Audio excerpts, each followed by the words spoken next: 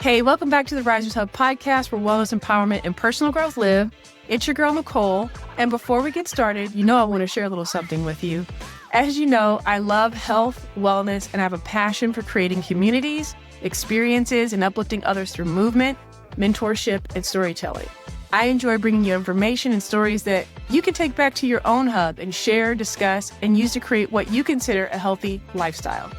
I'm not here to tell you what to do, you know that, but I would love to be a partner in crime and cheer you on to be your best self today, tomorrow, and in the future. And the fact that you're even listening to my podcast, I appreciate you so much, and I hope you share this podcast with others. So don't forget to subscribe, like, and share. Now, as you know, we've been talking about reflection, growth, and a little bit of winter wellness in the past couple of weeks. This week, I would love to talk about winter wellness and what that might look like for each of us.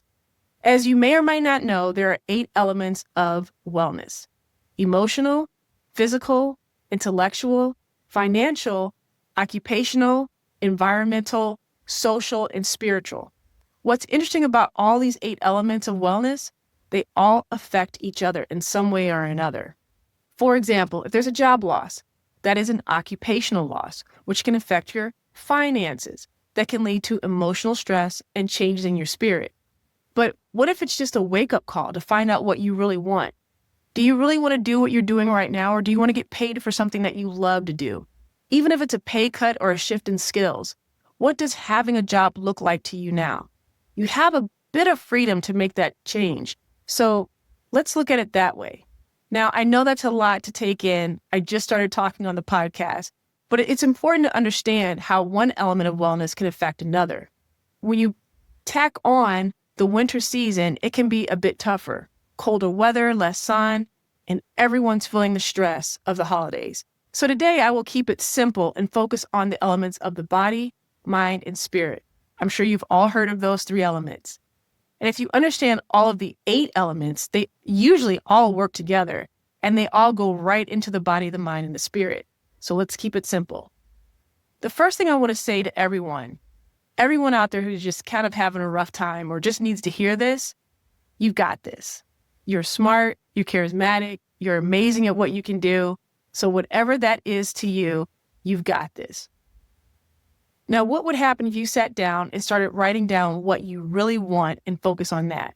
It may not happen right away, but just knowing that it's coming and you are working towards that goal. In my time to rise theory and just in real life, when things seem to get a little messy for me, or it just seems impossible, the first thing I start doing is I start mapping. That means I take one of the elements, body, mind, and spirit, or all 3, and I write them in a bubble: body, mind, spirit. From there, I choose 3 things that I can do right now to move me in the direction that I need to move into, or just to get me focused and back on my path. I think about what's realistic and obtainable, and I start with very, very small steps. Now, let's get into the body part, the element of body, okay? When it comes to your body, it's really important to understand how your individual body works. What you put into your body is important. How you move your body is important. How you treat your body is important. Everyone is different. So if friend A is doing one thing and it's working for them, and friend B is doing something else and it's working for them, you might be friend C and you got to find what's going to work for you. You can try A, you can try B, but what works for you? Here's an example of how to treat your body. Do you get enough sleep? 7 hours is the minimum. Do you properly clean your body? I know that sounds crazy, but do you? Do you properly clean your body in a way that you love your body? Do you get regular checkups? Do you move your body in a way that challenges your joints and your muscles and your mind? I found a really interesting video on social media from celebrity trainer, and I hope I say her name right, Macy Erez. She talks about how to process your emotions through your body. And I couldn't agree more with what she posted. Now, for anger, she suggests lifting weights. That is so true. The heavier the weight, the more anger can leave your body. This is good stress for your muscles. If you can get in at least 20 to 40 minutes of strength training 3 to 5 times a week, you are not only building muscle, you are building resilience against anger. Think about that. You can get in so much shape if you have a lot of anger in you. And then for stress, she suggests running. As you know, I'm a runner, so I completely understand that. But there are a lot of people out there who don't run, who don't even like to run, who can't run. So I'm going to suggest taking a brisk 20-minute walk. And when you're walking, it's intentional, it's at a fast pace, and it's hard to carry a conversation when you're moving. When you're walking, allow your mind to find its way to a solution to whatever issue that you're going through, or let your thoughts run wild while you focus on your breathing, walking, and moving your body to relieve stress. Right now, I'm having a hard time with this one because I'm used to running early in the mornings. But now, as an exercise specialist, I have to start my day at 7:30 in the morning, which means I have to leave my house by 6:40. So I'm finding new ways to move, like walking during my lunch break or scheduling a later run after work. Today, it's the weekend, and we had our second snow of the season, so I wanted to check out the snow, so I put on my walking snow boots, and I walked 1.5 miles. It was beautiful, it was sunny, it was peaceful, it was cold, but it was extremely effective for my mood. Now, for sadness, Macy suggests getting sunlight, and that I truly believe that I got sunlight this morning, and it made a huge difference. I want to recommend this to everyone, particularly on the East Coast. Y'all need some sun, so when you see it, get outside. I've been trying to figure out what is going on with people and their moods lately, and I really think I still have enough California sun in me for a lifetime. And so I just think here on the East Coast, we just need some more sunshine. People are friendlier, they're lighter, and they're happier when the sun comes out. And it doesn't matter if it's 80 degrees or 20 degrees. Sunshine makes a difference. Did you know sunshine boosts mood by increasing your serotonin, the happy chemical produced in your GI tract and brain, helping to produce mood-regulating vitamin D, and setting your circadian rhythm for better sleep? Find a way to get some sunshine for at least 10 minutes a day, up to 30 minutes a day. Then the last thing she talks about is fear. If you have fear of something, Macy suggests challenging yourself. It could be as small as adding a little weight to the barbell or taking yourself out for dinner at a hole-in-the-wall restaurant you've been dying to try. Facing one fear can lead to facing bigger fears, which can open up so many doors to new opportunities, people, things that you never thought was possible. Now, this is a great segue into the mind element of the wellness spectrum. Now, even though there are 8 elements to wellness, the most powerful element is your mind. It's important to feed your mind with the right words and emotions, especially when things feel like they're not going your way. Again, easy to hear, but hard to practice. Here's what I would suggest. Allow yourself to have all the feels, no matter what they are. Be sad, get angry, feel frustrated, and say the things that you want to say. Having said that, have your counteraction toolbox ready. Meaning, if you say something negative, turn it back around, reveal something extremely positive, say it out loud, no matter how ridiculous it is. Push back on the negative with something positive. This is based off of cognitive therapy. In coaching, it's called cognitive coaching.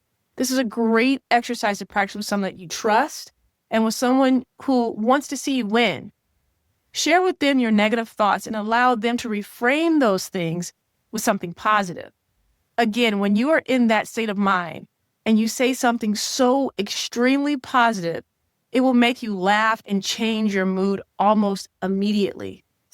Now, I do this thing where I look at myself in the mirror and I say, "You got this, girl," in my Tiffany Haddish voice, and I laugh so hard and so loud. I'm already in a good mood and I'm already going to have a good day. It starts out like that. So try it. Just try it. Okay, I have 2 questions for you. When you're not feeling at your best, what are 2 ways you can stay positive and upbeat right now? And the second question is, what can make you laugh or put a smile on your face just thinking about it? Is it a funny joke? Is it a person? Or an idea that you might have to move yourself forward? Focus on that.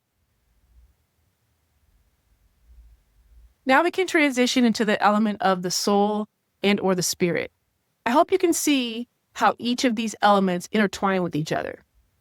In a previous podcast, therapist Grace Nicol and I touched on the subject of loneliness being an epidemic. It manifested during the pandemic, and many people have not moved on from that loneliness. During this time, which is the holiday season, and the changing from fall to winter, loneliness can feel even more daunting. So it's important to take care of yourself, feed your soul with good stuff that makes you smile from the inside out. Now, here are a few things that can also help as well. Number 1, reduce social media time and increase community time. Find a community that has similar interests and join them for a meetup. I'm sure that they would love to meet you, but be consistent, keep going, and don't give up. Number 2, current relationships. Find ways to deepen those relationships and initiate meeting up for things that you enjoy. And number 3, going back to self-care, getting good sleep, eating good food, cleaning your body with love, feeding your body with positive words is extremely important. Also, knowing that sometimes being alone is time for you to reconnect with yourself. Do the things that you love to do and understand what you want out of life so you can go out to the world and go get it. Now, here's something I do daily to help me stay on the up and up. Other than talking to myself in the mirror in a Tiffany Haddish voice, filling my head with positivity, I make a mental note of 3 things that I've done that I'm extremely proud of. When I start to doubt myself in any situation, I repeat those 3 things in my head in that moment, and I think, wow, if I did that, I can deal with what's right in front of me right now. Number 2, practice gratefulness and thankfulness by writing 3 things in your gratefulness book by Nicol Hodges. No, seriously, it doesn't even have to be my book. Take a Post-it note, write it in your phone that you are grateful for something every single day.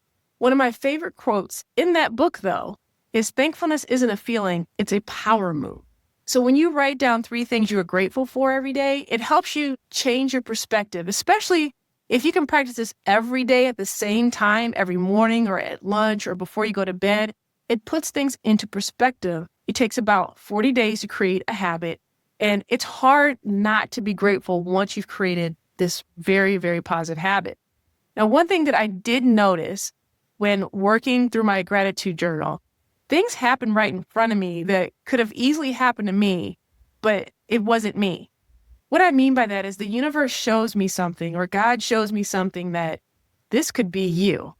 And you know how you are if you had to handle this, but instead you're in a different space, you're in a different mindset, or you're in a different environment. So I always think about the things that are being presented in front of me, and I begin to understand that, oh, I don't have to deal with that. I'm very grateful for where I am, for the space that I'm in, the environment that I'm in, and the people that are around me. It just changes your perspective, and you start to notice things that you didn't notice before. I also notice if I go too long without filling out my gratefulness book, I lose sight of positivity and joy that thankfulness brings to me. It's a powerful practice, and I think that if you practice it every single day, you can experience amazing gratitude. And number 3, do something for someone else. An act of service. It takes your mind off of yourself and not only helps the other person, but it helps you. It fills your heart with joy and compassion. And number 4, pray or meditate. Whether you are a believer or not, focus on 3 things that make you happy, make you feel like you're the luckiest person in the world, or it gives you a feeling of being truly blessed, and pray and meditate about that. Similar to practicing gratefulness, which I mentioned before, clear your mind of clutter, focus on 3 things that really make you happy, and stick to that. I want to share a passage with you that has helped me in the past. It starts, today choose to do what's right, even when it's hard. Choose to love others, even when they're difficult to love. And choose to follow your heart each and every day, no matter what. This is what consistency looks like to me, being consistent and pushing through during those really hard moments that you just want to give up. Don't stop just because something or someone is hard. Keep being your amazing self, and you will see how everything else around you will soon fall into place. So, choose kindness, choose love, and until next time, keep rising. Hey, thanks for tuning in. Remember, this podcast is meant for both education and entertainment purposes only. I am not a licensed therapist, so it's crucial to consult your physician, psychotherapist, or qualified health professionals for personalized advice. Until next time, take care. If you're enjoying this podcast, I would like to ask you to please subscribe, like, and share. That's what they told me to do at the end of this podcast. So could you hook me up? Thanks. Bye.